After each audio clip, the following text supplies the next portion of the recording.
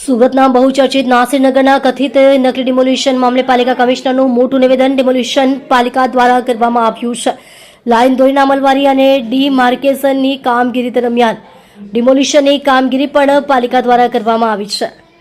હાલ આ મેટરને લઈ હાઈકોર્ટમાં પિટિશન હોય વધુ વિચાર વિમર્શ કરવું ઉચિત નથી. પાલિકા પણ તે પિટિશનમાં સામેલ છે. હાઈકોર્ટમાં જે કોઈ પણ પુરાવા રજૂ કરવાના હશે તે કરાશે. હાઈકોર્ટનો જે કોઈ નિર્ણય હશે અને જજમેન્ટ હશે તેનું ચુસ્ત પાલન કરવામાં આવશે. સમગ્ર કથિત નકલી ડિમોલિશનને લઈ રાજકીય માહોલ ગરમાયો હતો. કેટલાક રાજકીય નેતાઓ વચ્ચે સામે આવી ગયા હતા. પોતાનો રાજકીય રોટલો શેકવાનો કેટલાક લોકો દ્વારા પ્રયાસ, જેમાં એસઓજી પોલીસ પર આક્ષેપો થયા હતા. સુરત શહેર એસઓજી ડીસીપી રાજદીપસિંઘે અને મહાનગરપાલિકાએ 6 કરોડ રૂપિયામાં સેટલમેન્ટ કર્યું એ પણ પાયા વિહોણા આક્ષેપ છે. મનપા કમિશનર સાહેબશ્રી. તમે જોઈ રહ્યા છો DNY ન્યૂઝ ચેનલ રમન કૌરની સાથે. નમસ્કાર, હું એમ નાગરાજન, સુરત મહાનગરપાલિકાના મ્યુનિસિપલ કમિશનર શ્રી.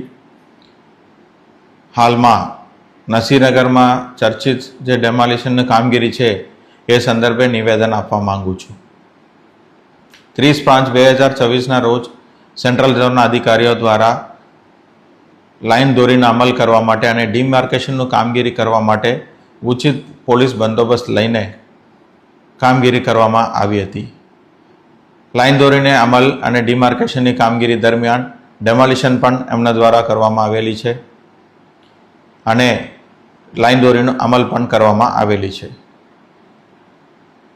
હાલ આ મેટર હાઈકોર્ટમાં પિટિશન કરવામાં આવેલ હોય એની અંદર વધારે વિચાર વિમર્શ કરવું એ ઉચિત નથી.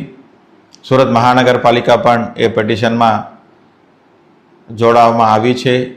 તો એના માટે જે પણ કાયદાકીય પ્રક્રિયા કરવાનું હશે, કોર્ટમાં રજૂ કરવાનું રહેશે, વિગતો એ બધું રજૂ કરવામાં આવશે અને હાઈકોર્ટનું જે પણ નિર્ણય હશે, ચુકાદો હશે, એને ચુસ્તપણે પાલન કરવામાં આવશે.